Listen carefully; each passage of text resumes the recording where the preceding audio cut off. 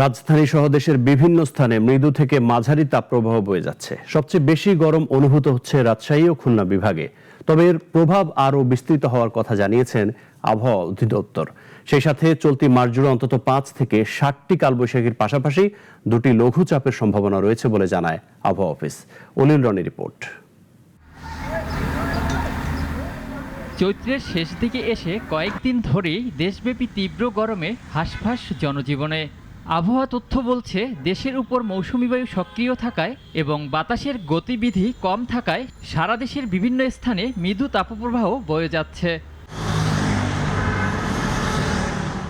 আবহাওয়া অফিস জানিয়েছে, দেশের বিভিন্ন স্থানে চলমান মৃদু থেকে মাঝারি তাপপ্রবাহ অব্যাহত থাকবে আরও 4 দিন।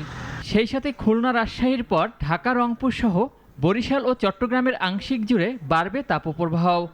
রাজশাহী এবং খুলনা ডিভিশনে তাপপ্রবাহ চলছে এবং পাশাপাশি 4টা জেলায় আমাদের তাপপ্রবাহ চলছে এবং সেটা বিস্তার লাভ করতে পারে এবং তাপপ্রবাহ যেটা চলছে তাপমাত্রা আরও একটু বাড়ার সুযোগ আছে। আমাদের 2 থেকে আমাদের 6 তারিখ পর্যন্ত তাপমাত্রা বাড়ার একটা প্রবণতা রয়েছে সারা দেশে এবং বর্তমানে যে ডিভিশনগুলো চলছে হয়তো বা পরবর্তীতে আরও কিছু ডিভিশন বা জেলা অন্তর্ভুক্ত হতে পারে। তবে গরম পড়ার এ সময় কালবৈশাখী ঝড়ের সম্ভাবনাও রয়েছে।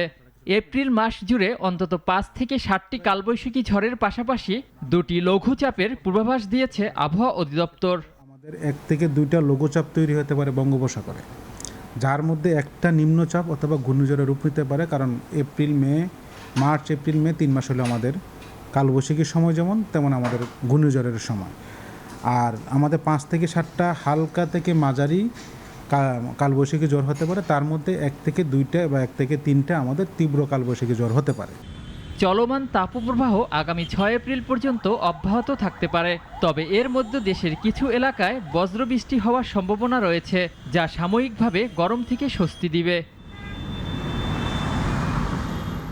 অলিউল রনি, নাগরিক, ঢাকা।